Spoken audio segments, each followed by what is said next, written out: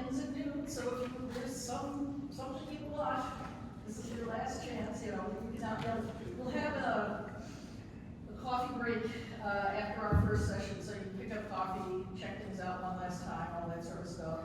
And then Danielle and I will work on that, and you'll get your books during lunch. Did everybody pick up their Sock Center bag? If you didn't, we have some extra ones back there, or if you left at a hotel backstage or something, we do have some extra, so we'd love to give them away. Okay. And I think Danielle's already done this for most people, but if you need a ride for going down to St. Cloud this afternoon, she's checking in with everybody, and I think we'll have, we should, between the people who have cars and the people who need rides, we should be fine. The three Seans, great for them, have all volunteered to take people, which probably would be good. Okay, for those of you who are driving, the address for the library, the St. Cloud Archives, is in the program. It's in the program. I do have the address. It's Miller Center, 4th Avenue South. So just put that into your Google Maps, and you should be fine. So the plan is we have the panel, we'll have a coffee break, then we will have a sort of roundtable on reading Sinclair lists, either rereading or reading Aerosmith for the first time, depending on who is talking. And that will want to include everybody in that, so it's going to be kind of a little more informal. Then lunch at the Palmer House, that's included as part of the registration. And after lunch, we'll drive down to St. Cloud, that's less than an hour, so it's not bad. After the archives, we'll get a tour of the alumni house, which was owned by Claude Lewis, and Sinclair Lewis was in there a fair amount. If there's no photo store, we'll go out and visit Claude's grave, because it's right near St. Cloud, and it's a beautiful Victorian cemetery, it's very cool. And then we'll have the Antons, you have to pay for that yourself, but it's a very cool sort of St. Cloud restaurant, pond and bag, there's ducks, there's giant poplars, it's wonderful. Any questions about anything? Well, Danielle and I can answer pretty much anything, right? Yep. Good. Okay. Ralph, do you want to say something before we start?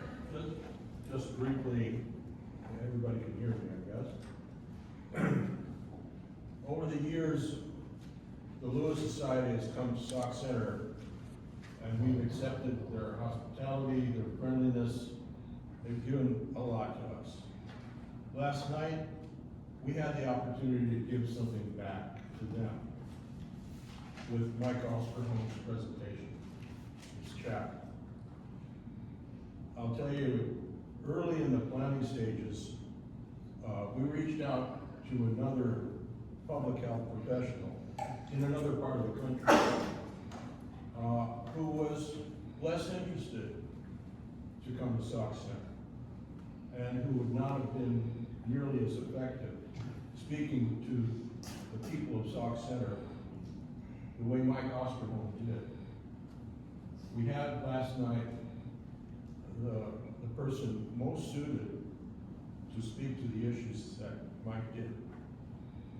And we were so pleased that so many of the local people came. And, so, we also had as a moderator the person best suited after having listened from his drive from Rochester, New York to Mike's podcast. It's my first ever podcast. Not a podcast. That's Sean T. Richards. And Sean's going to tell us what the T stands for. It's an F. Oh, an F. Yeah. Okay, I didn't have my glasses on. It's a school, please. Francis Richards. Francis. Oh, that's going to stay. It's not Collinsby. That's what it is.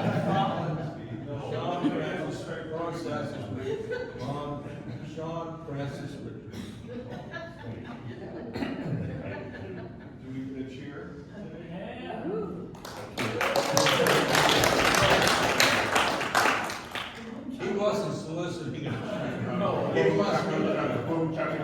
Last day conference, rah, rah, rah. Thank you. Okay, so, we're just going to do the introductions and we'll take it away. All right. Okay. Is this working? It is working. It is. All right. I'm Mitchell Friedman, and of course I lost my tag today. We're going to hear from two people. Our panel title is Fascism, It Can Happen Here and Theater. And we're going to hear first from Agran of Wilmington College, who's going to speak on Sinclair Lewis's Prescient Preoccupation with Fascism. And Dr. Agran is a professor emeritus of history at Wilmington College, and exciting news, he has a new book coming out this December from the Mercer University Press, and it is called Sinclair Lewis, the 1920s and the Shaping of American Identity. Is Professor, Professor is there? Yes. Why don't you come on up and, I was going to go around for a while, but I found that our panels are really touching the edge of time. So,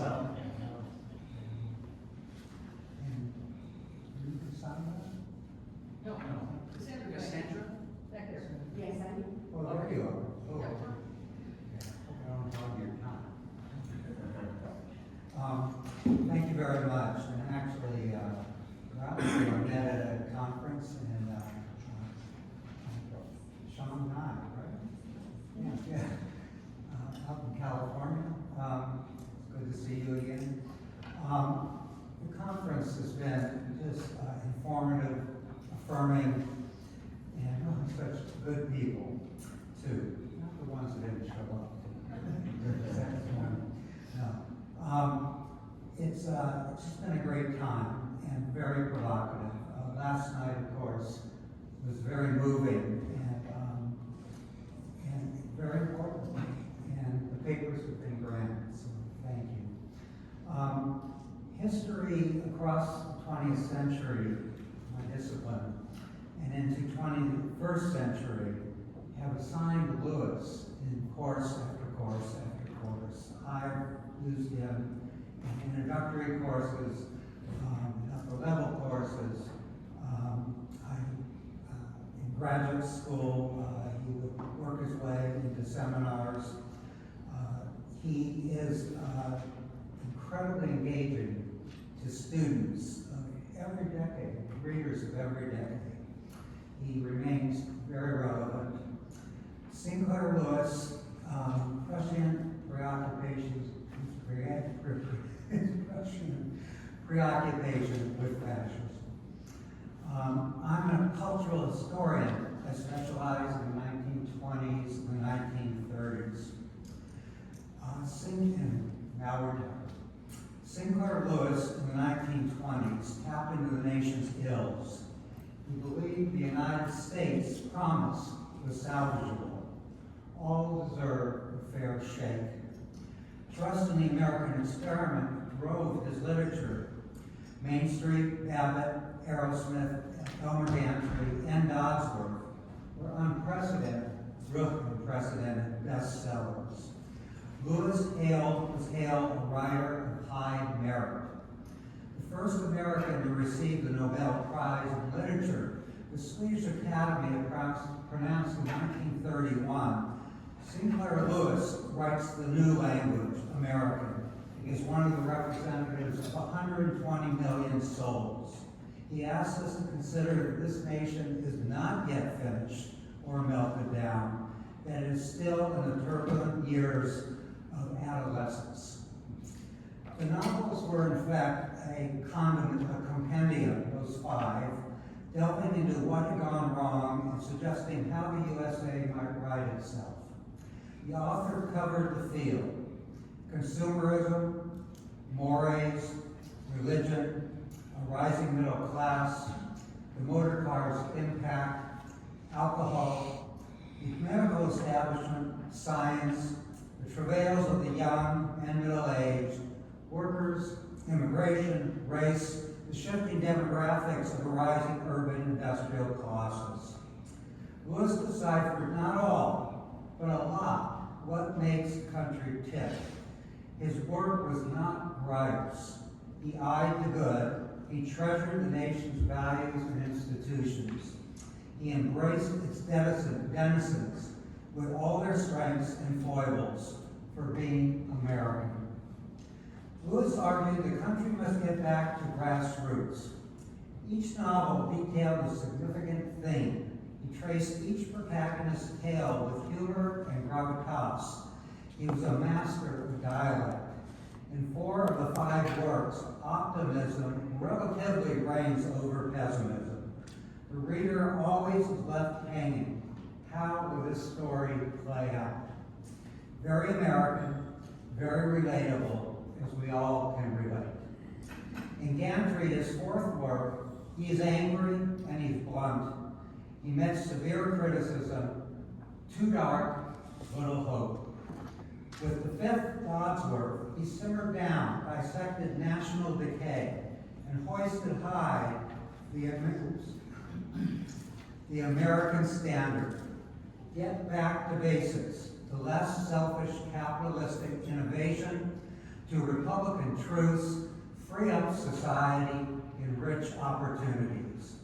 Goods, comfort, security, always are within grasp. All deserve a fair shake.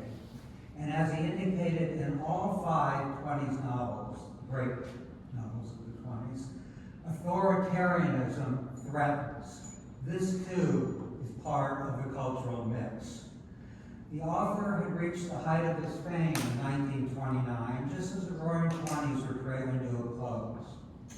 Over the next 2 decades, he wrote plenty. Most novels were good. All sold well. He quickly was dismissed by the literary elite as out of touch. In the end, not such a good writer.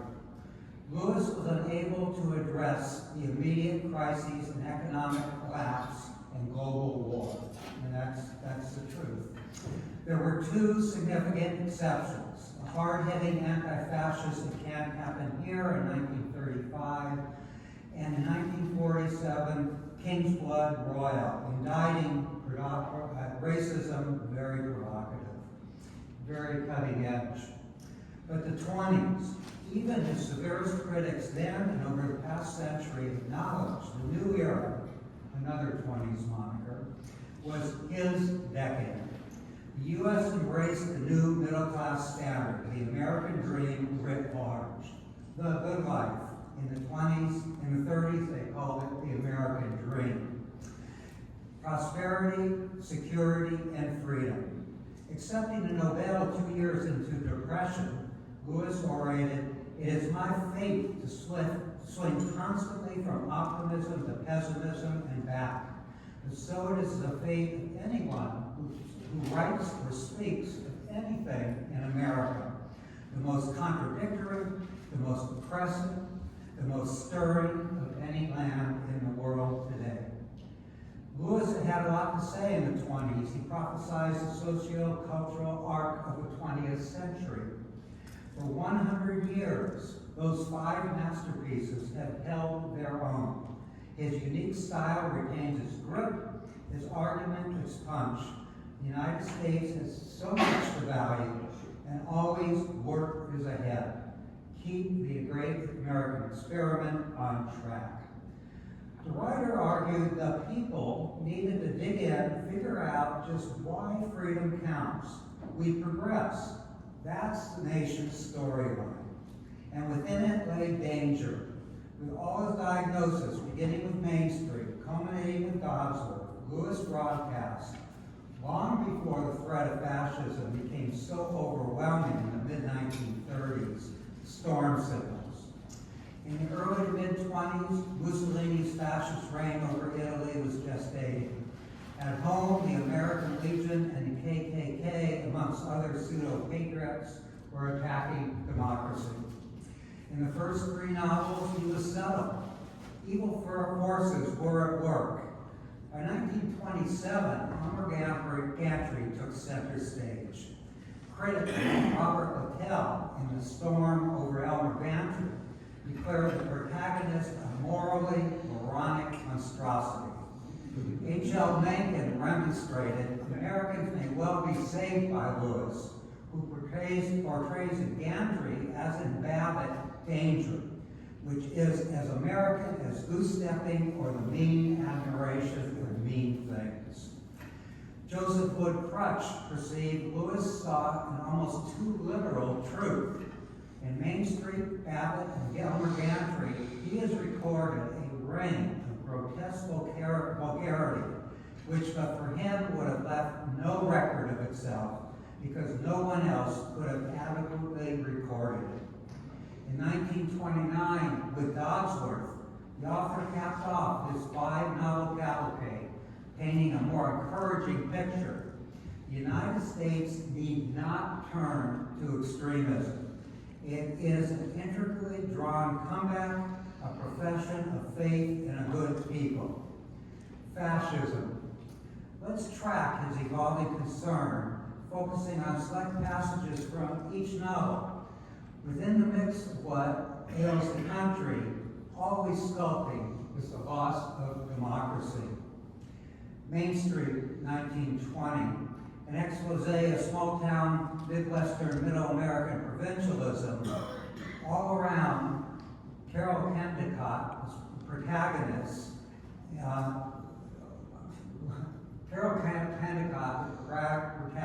looks all around. She looks broadly and she looks deep.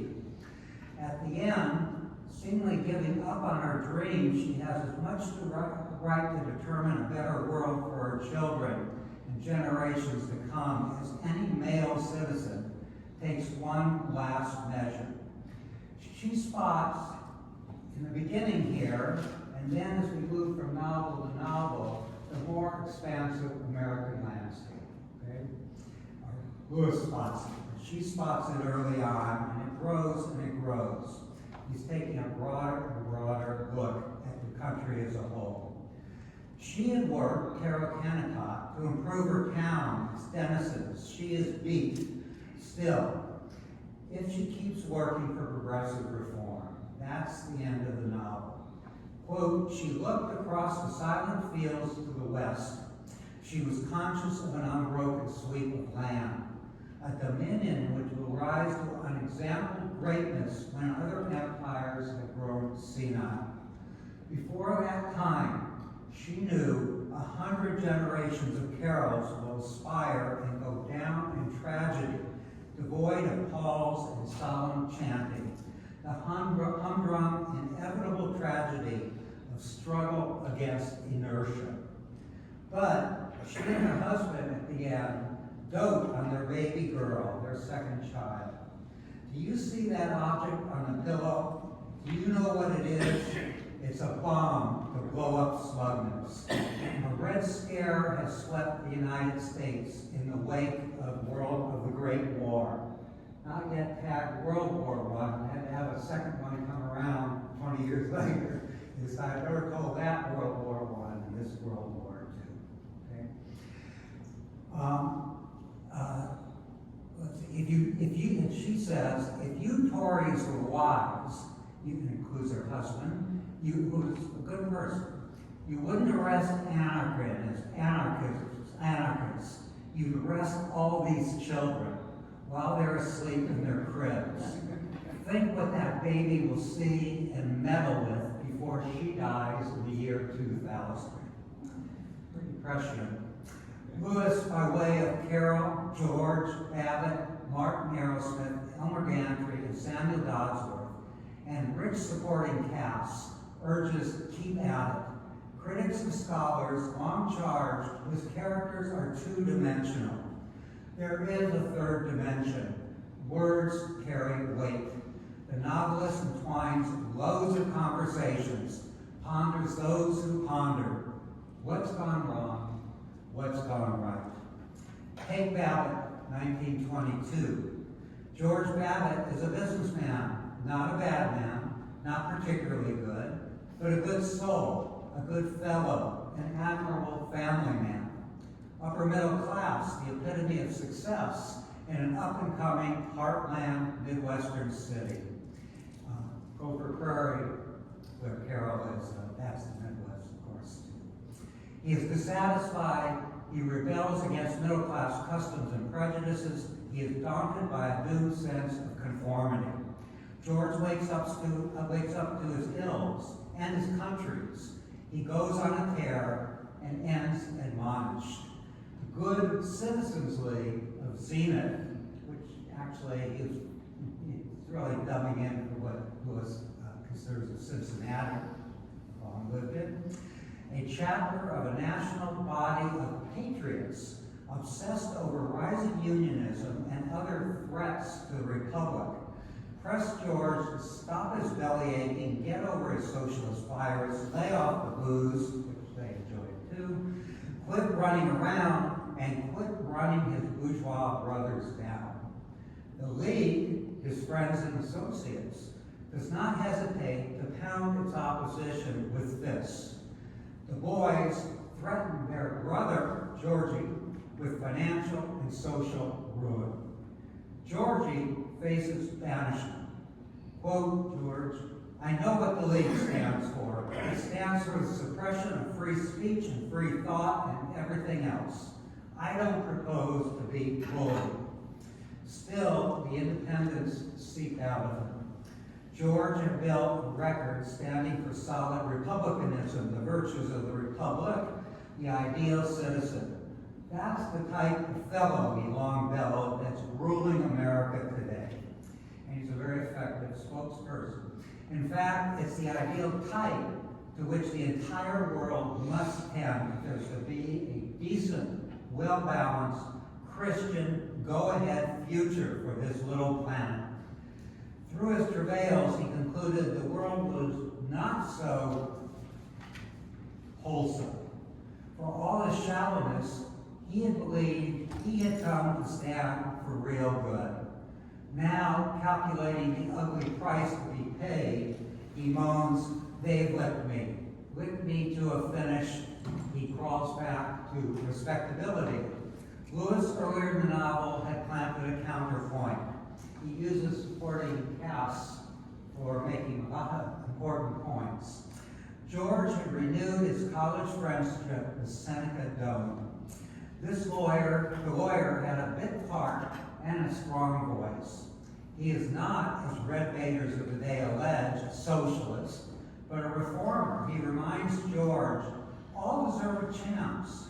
Workers, immigrants, women, farmers, and the privileged. Be true to yourself and our country. George earlier had pondered he could not regain contentment with a world which once doubted became absurd, but now it had become unsafe.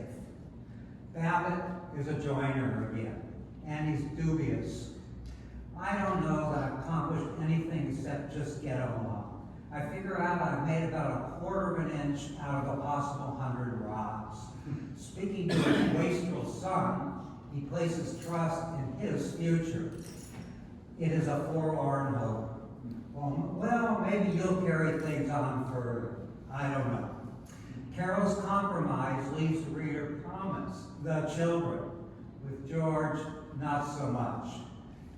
Within 2 weeks, no one in the League was more violent regarding the wickedness of Seneca Doane, the crimes of labor unions, the perils of immigration, and the delight of morality. The deck seems stacked, and George is folded. 1925, Aerosmith, center of the conference. Martin is noble, a man of medicine, a product of the heartland, a scientist who lands at the heights of power. He is successful professionally, socially. He starts out in a small town, goes through Midwest, Chicago, ends up in Manhattan. Perspective expands across the country. He is successful professionally, socially.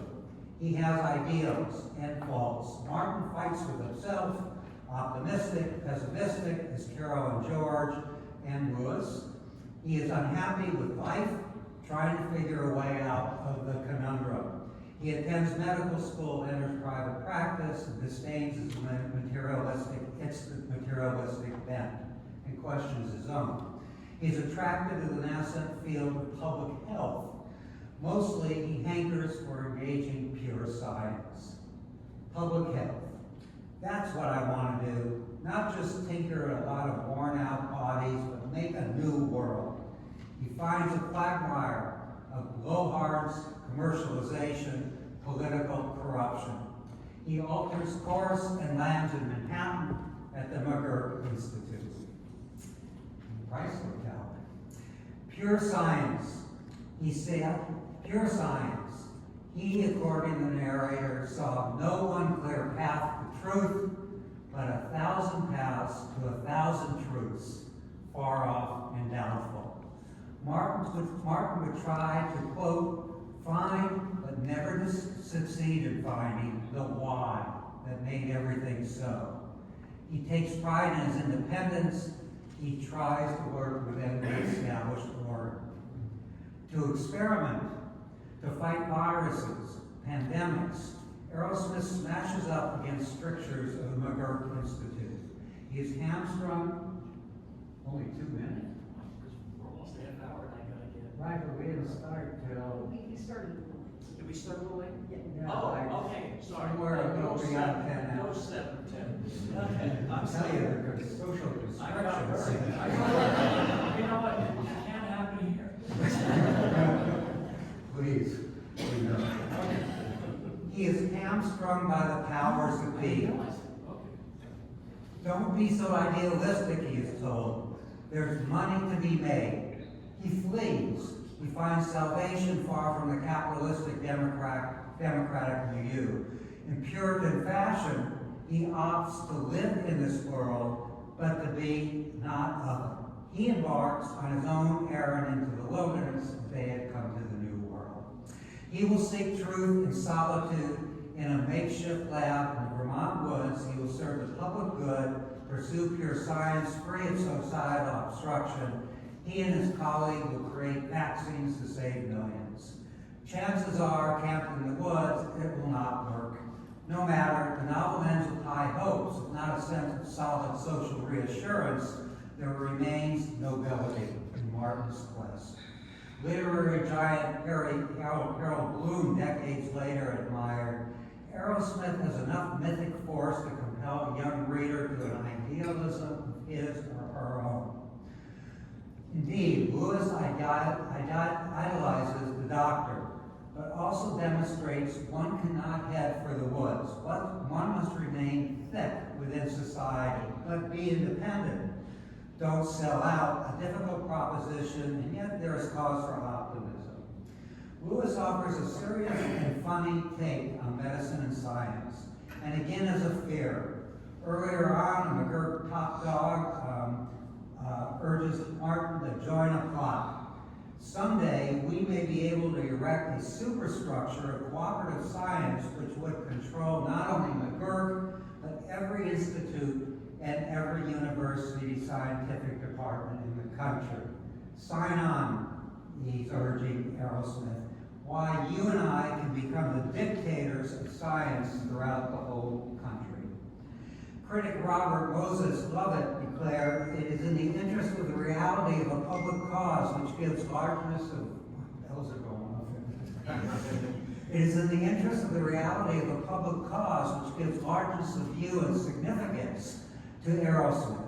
The novel is an important step in the campaign to de-bamboozle the American public and relieve its institutions of bunk. If Mr. Lewis attracts his great audience by the sense of reality and the careless humor of his approach, he holds it by a sense of the importance of what he has to say. Indeed, there is ample room for optimism. As Main Street and Babbitt, Aerosmith was hailed an achievement. In 1927, Elmer Gantry, Lewis retains his humor, but it's sour. He pulls no punches. Martin held to his ideals. Elmer has none. The novelist has not given up. It's just that unlike Main Street, Babbitt, and Aerosmith, ending with how might this work out, Gantry fires a barrage of doubts. Lewis, at the time he wrote the novel, was in a bad place. A broken marriage and increasing alcoholism had brought him low. This may well have dictated his choice to more abruptly confront the darkness he espied in the body politic. The novel is an expose of the religious establishment. Much was valid, hardly a rounded take. Still, Lewis was credited with having again done his homework. If one gives Gantry a just read, the author believes in God, knows the Gospels, and argues religious institutions have their place in society.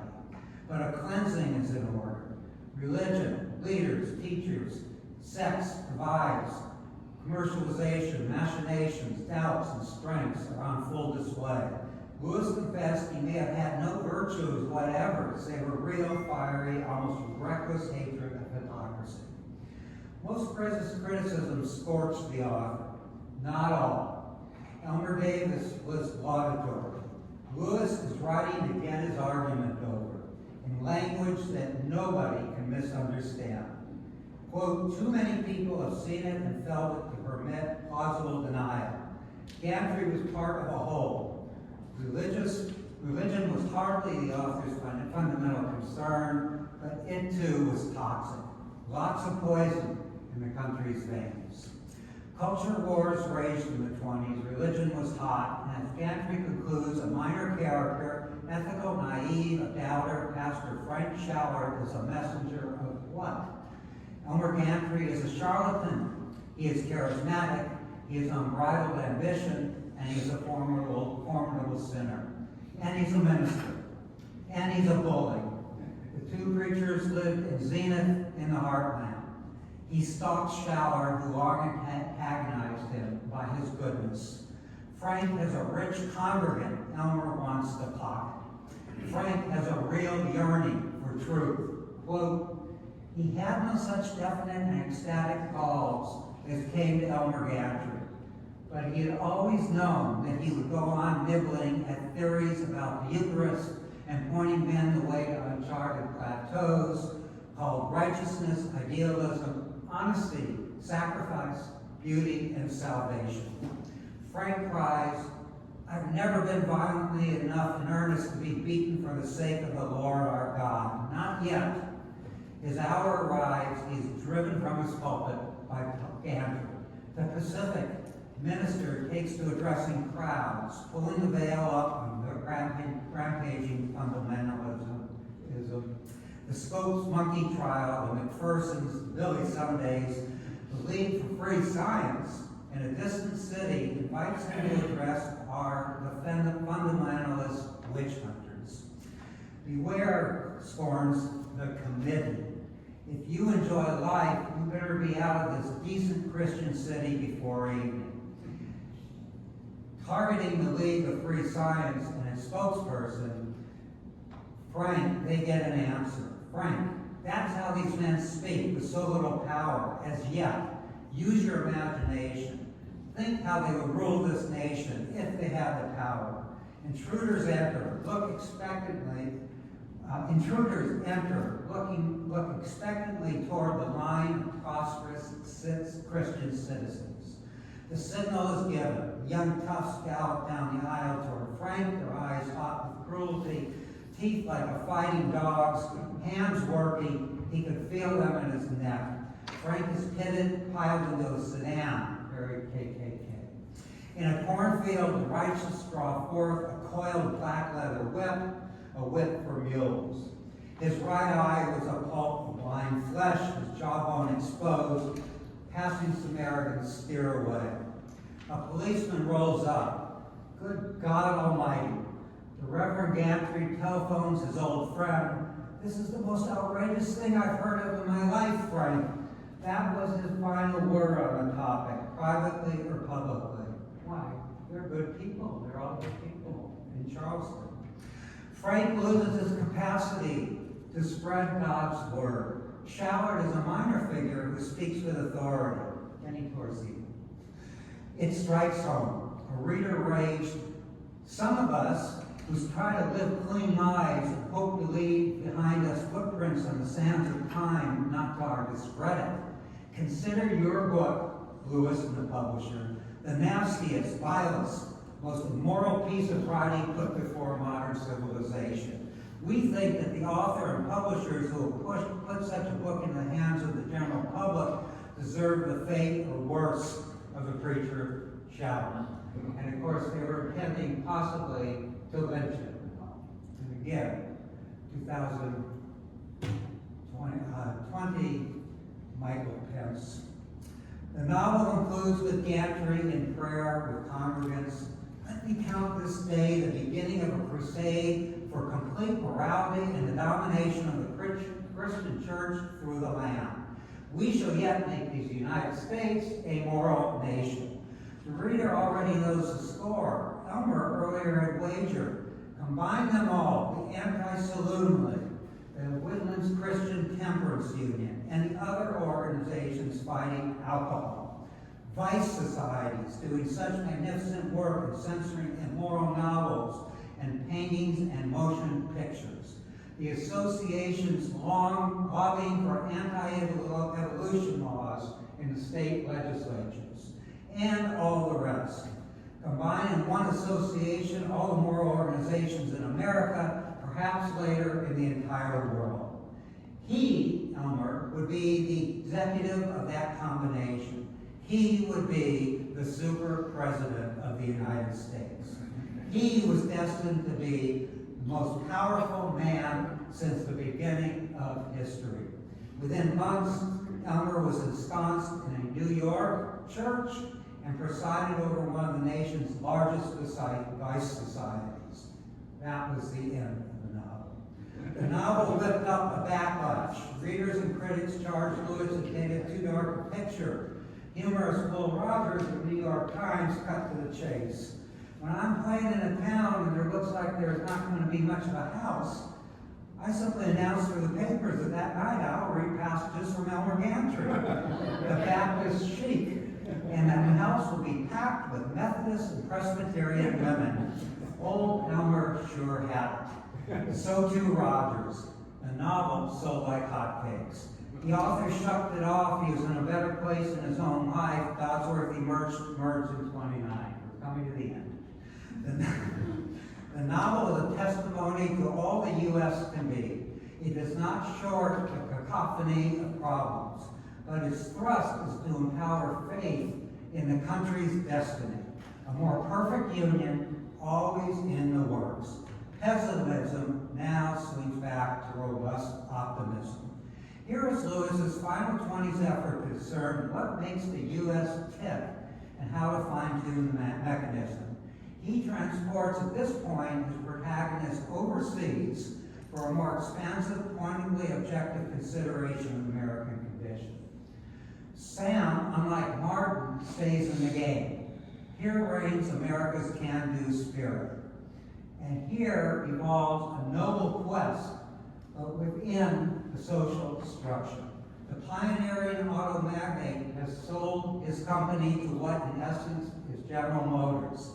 He does not get himself, never has given it much thought, and he never gave much to what is going on in the country. He sets off with his wife for a long visit to Europe, learns some, and maybe find himself too. Sam invented America's car. Cheap, efficient, solid mechanics. Industry moves on. He gets it. Unit Automobile Company will retool with pride and joy. The revelation, his car, will meet modern demands. UAC coerces him to stay on. You'll be tickled to death at getting hooked up with a concern that can control the world market one of these days. Regular empire, my God. One day, be president. Come up to Detroit and see how we make things hum. Hear us tell Congress where it gets off. Think of it. 20 million cars in America, and in 20 more years we'll have the blooming Tibetans and Abyssinians riding on cement roads in UAC cars. Heck, we're pulling off the greatest miracle since the Lord created the world. Sam begs off. Innovation is his game, not autocracy. Critics and scholars, not all, contend Dodsworth highlights the dissolution of a marriage is a substantial part of the novel, but it frames the question, what's gone wrong with the country and what can right the ship of state? In the end, Sam leaves his wife. He has a new life partner. Together they sail home to America to reconstitute their lives to zenith and do their bit for America. Sam has know-how.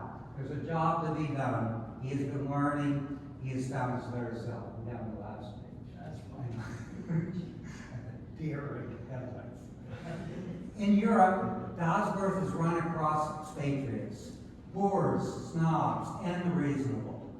One frets, quote, men believed and belligerently that America was the greatest country in the world, not only in its resources and increasing population and incomparable comforts of daily life, not only in its energy and mechanical ingenuity, but equally in its generosity, its friendliness, its humor, its aspiration for learning.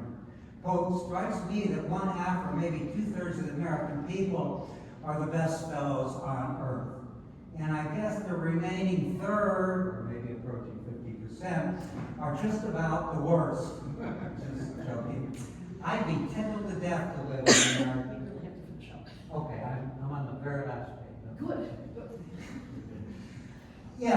If we got rid of taking seriously a lot of self-advertising, half-educated preachers and editors and politicians. Another laments, we let librarians censor all the books. We go around hollering we're the only bona fide friends of democracy and self-determination, bullying the world. We boast of scientific investigation, and yet we're the only supposedly civilized country where thousands of supposedly sane citizens will listen to an illiterate copy preacher or politician. And to have a little more of our American paradox, we have more lynching of Negroes than would be possible anywhere else in the world. Sam reflects, here I am, 52 years old, and just this last year or so, I wanted to be more than a money-coining machine, to be something. Though God knows what, I've been a good citizen, I'm not going to stand back, leave back the rest of my life and be satisfied and dead on my feet, dead. Americans still to build anew. He and his fiancées have plans to build better, vibrant communities, start at the grassroots, ultimately build that city on a hill. It may be a pipe dream, but the two feel obliged to give it a go.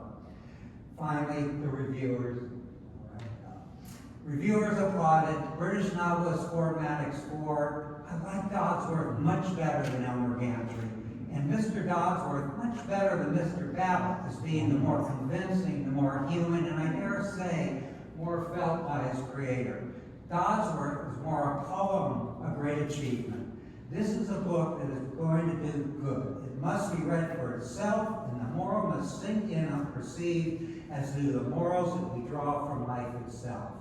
Ford hoped Sam might have his luck, because subconsciously I regarded it as an omen that I might have mine. Rachel Ann and Taylor concluded, Dodsworth was wise enough to save his own soul.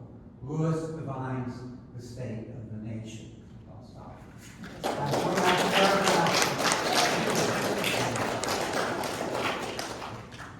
And we gotta keep the time.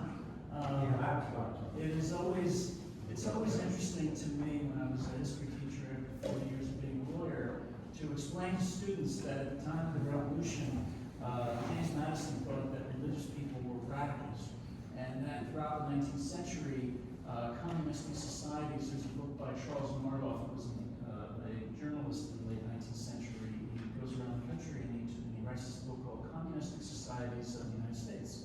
And many of them were religious communities, the Oneidas, the Shakers. And so the students said, well, how do you explain that they became right-wing when you're a religious fundamentalist? And I said, radio. That the 1920s is when these bastards start, and they make Jesus into a capitalist, and they destroy the gospel of Matthew. And so that's why Pope Leo was taken in the ass to Trump and to Netanyahu. So that's where that comes from. It really does come from the 20s. But let's get to Cassandra Census. Cassandra is a New York City-based theater writer and promoter of 20 years.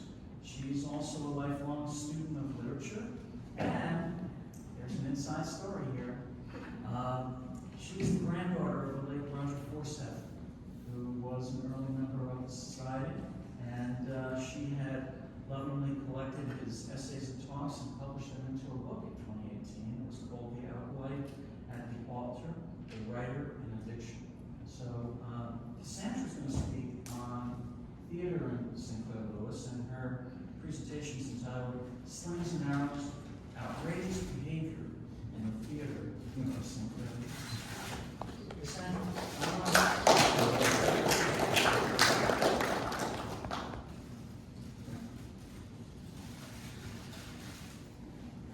well, obviously, hard to mention where I'm about or not. What an honor to be here, goes without saying. Anyone here heard me speak? Perhaps.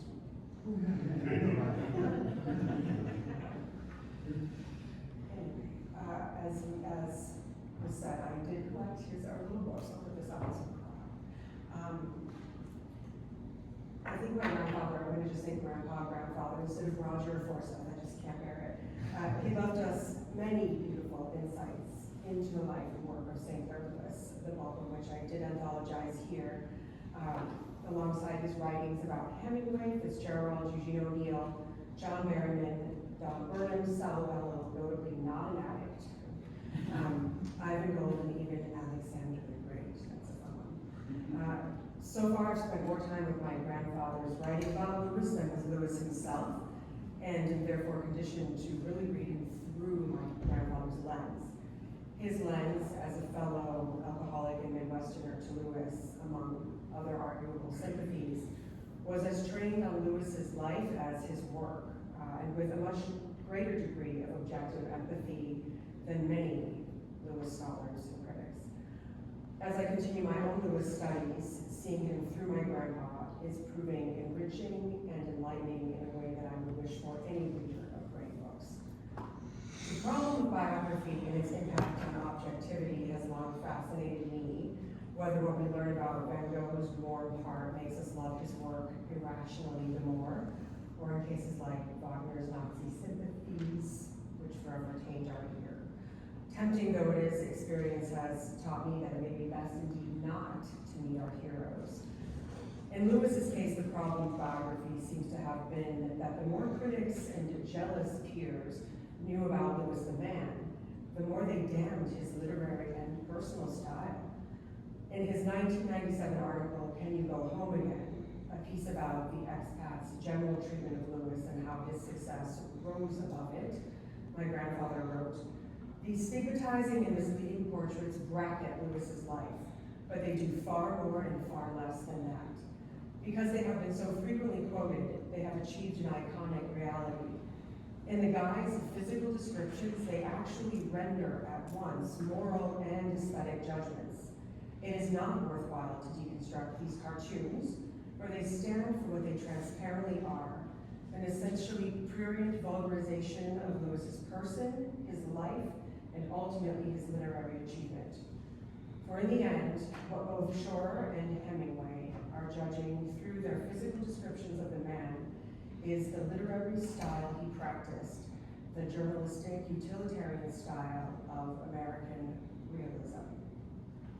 While my grandfather posthumously sympathized with Lewis from the altar, if you will, of his sobriety and visceral recognition of Lewis's personal ongoing struggles, never-ending struggles, I find myself taken with the obvious goodness of the man viewed as one of our most lacerating satirists. I see his better angels and remarkable progressiveness embedded in the interior lives and behaviors of characters major and minor, from his sensitivity to the male condition, his wildly empowered treatment of women, and dressing down of all bigotry, to the bursts of poetry that have long moved me when they bloom up or bookend his rapid streams of satire and reportage. Biographers and critics have also claimed that Lewis didn't put much of himself in his work, but I see him everywhere. Babbitt's ornate wrestling with his cigarette addiction could be a stand-in for Lewis and drink, as well as his many self-conscious habits, many self-conscious remarks about alcohol. And most recently, with my deep immersion, and it can't happen here for this talk, that has utterly twisted my head up. I am touched by the notion that he put the best of himself in Dormus, a character who knew himself abnormally well, and that far from being a left-wing radical, he was at most a mild, rather indolent, and somewhat sentimental liberal who disliked pomposity, the heavy humor of public men, and the itch for notoriety which made popular preachers and eloquent educators and amateur play producers and rich lady reformers and rich lady sportswomen and almost every brand of rich lady, this is coming from Minneapolis, this is hysterical, come preeningly in to see newspaper editors with photographs under their arms and on their faces the simper of fake humility. But for all cruelty and intolerance and for the contempt of the fortunate for the unfortunate, he had not near dislike but testy hatred. Lewis was restless and rash and conflicted. Dormus, with all his sincere soul-searching, was as consistent as even Henry James could wish a character to be right into the end.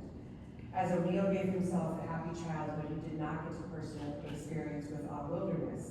Might Lewis, given or driven to defensiveness, and giving himself credit for and intentionally sharing with the world his big art.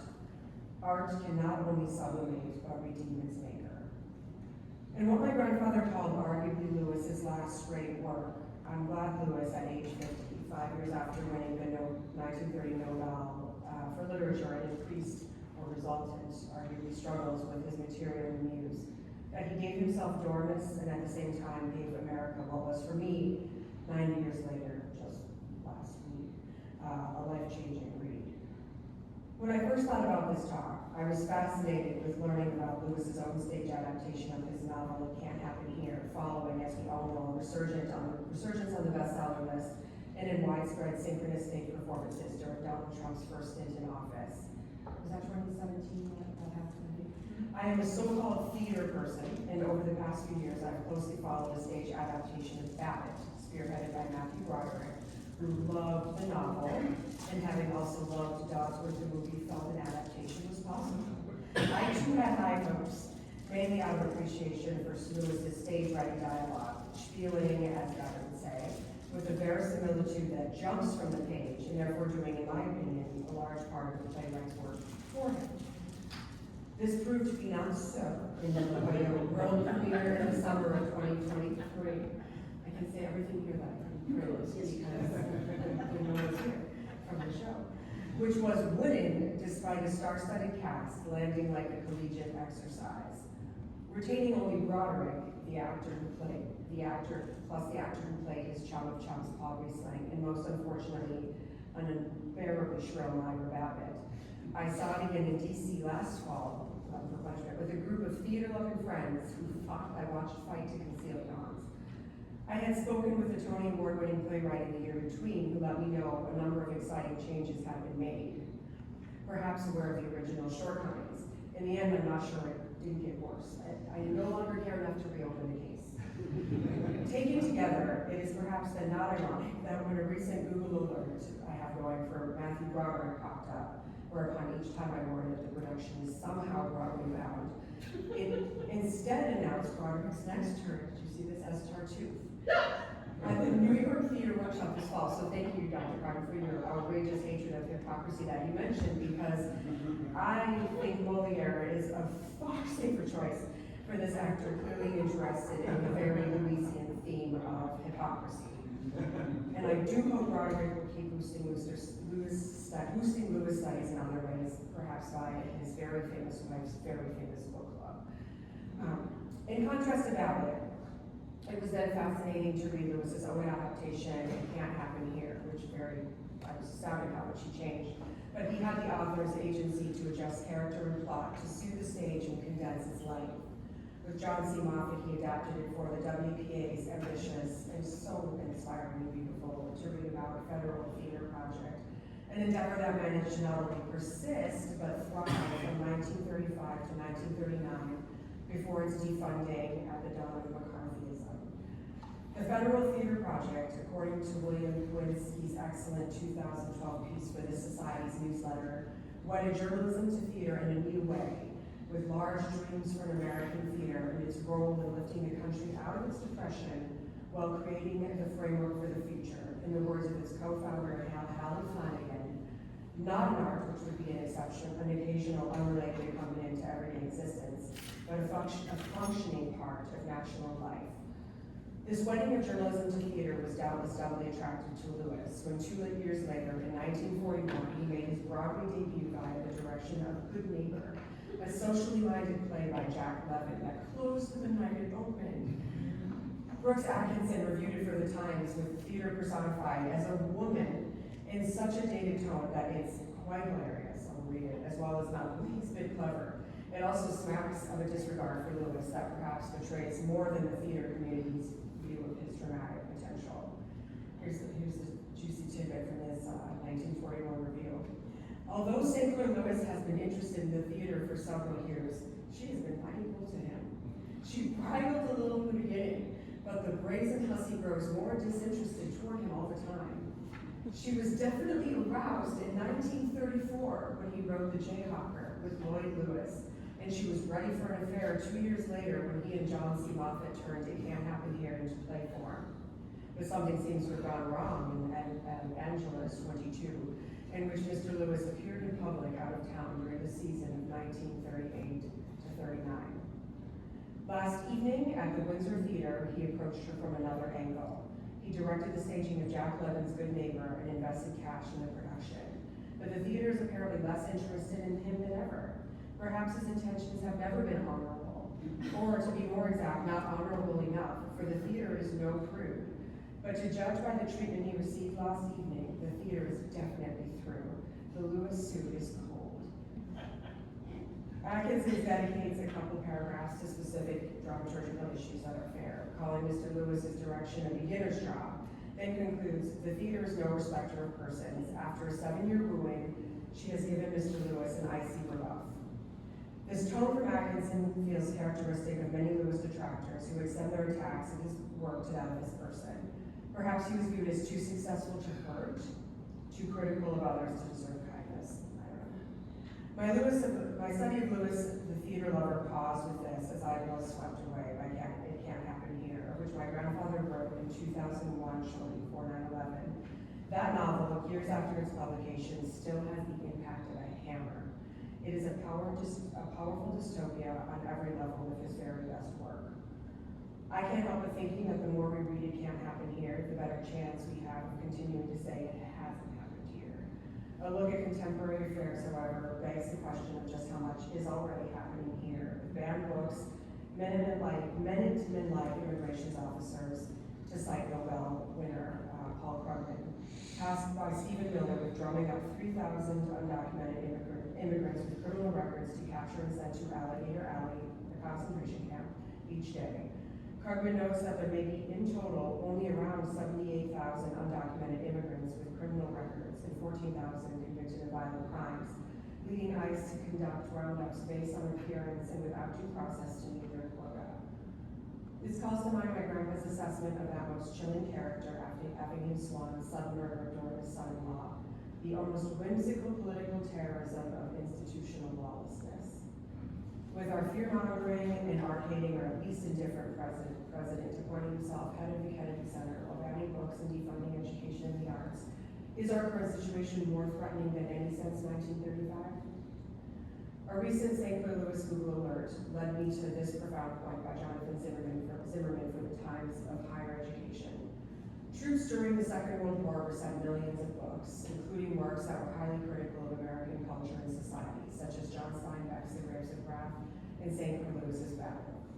Published in pocket-sized paperbacks that soldiers could easily carry on the front, these armed services editions taught servicemen and women that free speech and open expression distinguished America from its fascist enemies.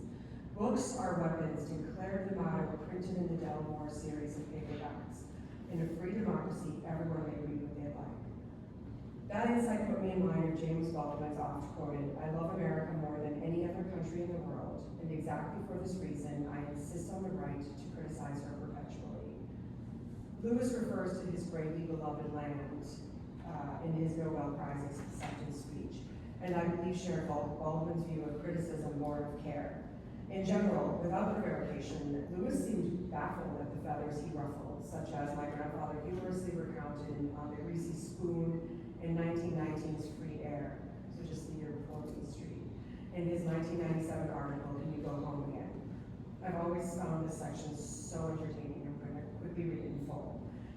The heroine of the novel, this is my grandpa, the heroine of the novel, Claire Boltwood, and her father are motoring through Minnesota and stop for lunch at Reaper, where, Lewis writes, they encountered a restaurant which made the eating seem evil. It was called the Eats Garden. As Claire and her father entered, they were stifled by a belch of smoke from the frying pan in the kitchen. The room was blocked by a huge lunch counter. There was only one table covered with oilcloth and decorated with venerable spots of dry egg yolk. The waiter cook, whose apron was gravy patterned with a border and stomacher of plain gray dirt, grumbled, "What do you want?" My grandfather comments, "This was written by a man who had been there. The direct repertorial manner anticipates the later, greater novels, yet its actualness, while contrasting sharply with the idealized, pastoral, romantic charm central to Free Air's story, infuses that story with a rough charm." Lewis, from the beginning, took singular pride in his repertorial accuracy. His reaction, therefore, to the questioning of that accuracy in Free Air is not surprising. Shortly after the serialized publication of the novel in the Saturday Evening Post, H.G. Davis, secretary of the Minnesota Highway Development Association, wrote the Post's editor, J.H. Lorimer, "The opening chapter is creating a great deal of unfavorable comment in Minnesota, owing to the fact that it is appearing at the opening of our tourist season, picturing the roads of Minnesota as actually impassable." At the request of Lorimer, Lewis responds, "I do not say that the roads are impassable, simply that there is mud after rains," which there is. "The hole which I describe is the one in which Claire was stuck, is the actual hole in which I was stuck with my wife and the cashier of the First National Bank of Sauk Center. This was the hole near Freeport, and we were stuck in it for 4 hours in 1916. I want Minnesota to be helped instead of injured by my story. How many writers are writing about Minnesota, Mr. Davis? Are anyone save myself? Anyone else boosting our prairies, our lakes, our people? Then why do you want to tie my hands by insisting that I indulge in untrue glorification?" My grandfather concludes that this testy and revealing concern for reportorial accuracy, combined with his obvious affection for the land, is essential to Lewis. It was with him from the beginning and was to be with him to the end. When I think of James Baldwin's belief in criticizing America out of love, I wonder if this might also describe Lewis's dedication to criticizing Americans. Might Lewis have regarded the capacity of the human mind so highly that it angered him to observe how in the 1920s, the intellect which separates us from the beast so easily devolved into mere conformity and commercialism? Then far worse in the 1930s, when he was hearing about what he was hearing about abroad and witnessing at home, showed just how dehumanize and depraved we can become through a lethal combination of suffering and brainwashing, and it can't happen here. Might he have spilled so much ink to hold up all of these critical years out of faith in humanity and innocence, a kind of love? Supporting this possibility, and greater even than the mobilizing power of Lewis's vivid violence, is the spiritual journey that occurs inside Dormus. What I'm enjoying thinking of his 3-act character arc by Lewis's device of his Dormus's brutally honest dialectic with himself. First, after Winthrop is elected at the end of chapter 13, he questions the validity of all violent revolutions with a lengthy solo debate. Then, after his first round in prison 5 chapters later, he refers back to his previous line of thought, now blaming those like himself for the complacency that allowed this tyranny to rise. Finally, in his Thoreauvian one-man revolution, free but disguised and hunted by the novel's end, he arrives at its most famous lines that are in Sally's signature from all our emails. "I'm convinced that everything that is worthwhile in the world has been accomplished by the free, inquiring, critical spirit, and that the preservation of this spirit is more important than any social system whatsoever." Dormus' pattern of self-inquiry over the course of the book depicts the powers of a mind that has read widely, studied history, and is free to continuously challenge himself in society in pursuit of truth. The truth he arrives at in those famous lines might be at rest, if not only now you light today. In his 2001 piece about 2 Notes to a Low and Dishonest Decade about It Can't Happen Here, and Sal Bellows' unpublished short story called Can't, which I think my grandpa actually found in the Northwestern Archives. I think he discovered it. Written out by Bellow at age 20, mere months after the publication of It Can't Happen Here. My grandfather concludes, the story Lewis tells in It Can't Happen Here is above all the story of Dormis Jessup. The triumph of Dormis, that most unlikely of heroes, in his embodiment, intellectually and morally, of the vital center, years before Arthur Schlesinger Jr.'s celebrated manifesto on the politics of American freedom. Dormis is the classic Jeffersonian liberal, the defender of the individual against the state in the face of the ideologists and the demagogues of the right and of the left. And even in the face of overwhelming power, the stoicism and spirit of the individual prevail. After imprisonment and torture, Dormis escapes, joins the underground, witnesses the tide turn against tyranny, followed by the promise of ultimate victory. And still Dormis goes on in the red sunrise, for Dormis Jessup can never die. Flames is the sea. The triumphalism of this, the final sentence of the novel, is saved from sentimentality.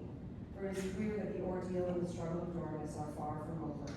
Indeed, the message is that for the freeborn, individual liberty will never be suppressed, just as it may never be fully achieved.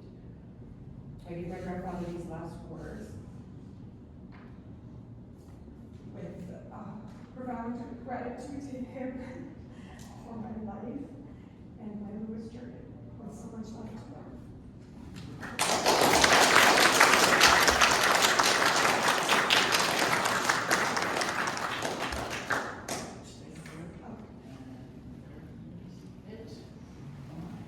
I think we have time for a few questions. Yeah, I mean, yeah, We should, we should find 10 minutes of questions. That's what I'm saying. And then there's coffee, and we can talk more. That's what I think, but I would like. Okay, if anyone has any questions, it looks like our Presidente has a question. So, Cassandra, could you elaborate more about your impressions of the 2023 Babbitt theater experience? The script, the casting, differences between the La Jolla and the DC productions, and that last part. Yeah, I mean, I think because the first half of the novel is interior, I know that the playwright, I didn't name names because you can do that, and I feel bad, but. I feel bad, so I didn't name the playwright, but that's easy to find. The first half is interior, so you really had to start in the middle, and then use a lot of super contrived, like stagecraft and theater devices to try to make it work, with the ensemble playing multiple parts, and sort of speaking in unison. It came off very stilted and frozen. And I think Matthew was, the first thing he did was, and I mentioned this, just not pull dialogue from Lewis. It's so brilliant. I mean, I love it. It's rip-roaring entertainment. Every time Lewis is getting into character, or mimicking a journalist, or mimicking buzz and those at the start of every chapter, and It Can't Happen Here. It's just leave it alone. And I think he felt like he needed to condense it, or sometimes adapters need to make their own mark. So he meddled and really diminished it. So even the speeches, as great as Matthew was, which he can, you watch him do anything, he couldn't save it. And then the rest of the staging and the adaptations, like I said, collegiate, felt like an exercise of just pulling from the hat of tricks to kind of make a novel work on the stage. And so maybe, I don't know, the jury's out if it can't be done, or just someone else needs to have a whack at it. And then DC, just the casting got even worse. They lost a few of the people who were actually pretty good in La Jolla. Sally wrote about the play better than I did in her pieces. It was like last year, but yeah, does that help at all? I thought Abby Stryker was a very odd choice to bring in. Yes, and she's amazing. Like I saw her in Oklahoma. She's in a wheelchair, and she's an extraordinary actress. And sings. I mean, she does it all. She's in. Well, he had to go actors from his wife's show. It's like that. That is the Sex and the City continuation. So Julie Hall's in it, #1, and then Allie's in it, and she got her. So I think Matthew was probably nabbing just glad it seems like it's probably not gonna come to New York, because I can't imagine it would do well. I don't think it's fixable. It sort of makes me wonder then why, it makes sense now why it was never turned into a film. You thought it was so, was it? There's a silent version in 1922, which is considered lost. Okay. And then there is a 1904, I believe, with Guy Kitty is better. So did it work? I love Guy Kitty. Right. I think they may have to play with wife, but, you know, it was a very different Well, dynamic. because the only time I ever saw Back in the film was in Elmer Gantry, right? Yeah. Elmer Gantry, that guy, Edward Edwards. he nailed it, I thought. So, but Next anyway, conference will show. I have a question for David, which is, until your lecture, your presentation, I hadn't realized how much he's foreshadowing, it can happen here. I always thought of it because I know about the 20s having such a strong reactionary, violent politics underneath the prosperity of the middle and upper classes. But I was wondering, since you're writing this book that's coming out, could you tell us a little bit about what your insight was and how you got to the insight of what you presented here? Is it something that occurred over time, or is it an epiphany? So why don't you take it right here? I never think I've worked in epiphanies. I just found, as I taught Lewis over the decades, and I taught Lewis in the 1920s seminars, and recently at the University of Iowa, the senior college program, I taught Sinclair Lewis in the 20s, Shaping of Identity, and the interest was great. Over 90 people involved for that class. We also. And they were so engaged and engaging. People relate to their own world, and across the century, they related to their own world. So the world we live in, I was picking up a lot. I read the words so many times, and of course, scholars. It's fascism. He's onto it very early on. And he wasn't alone. I mean, you could see that, Megan's talking about Jack Ruby and all that sort of thing. So, the last paragraph, do anything, screw things up. The last paragraph actually talks about an incredibly insightful comment. In 1929, British novelist E.M. Forster wrote a critique of Dodsworth. Whatever becomes of Lewis, he sensed the novelist might lose his literary grip as the country tumbles into the next decade, but he shall be forever honored. Was he, as some charge, not sufficiently artistic? Balderdash. He tells us, Forster says, who we are and gives us a consequential idea of where we are headed. The historians. The historian of the future will cease to worry over the question of art. The scholar will pick up the earlier and brighter volumes within which the author's genius is enshrined, and will find there not only that genius, but a recording of our age. I'm a cultural historian.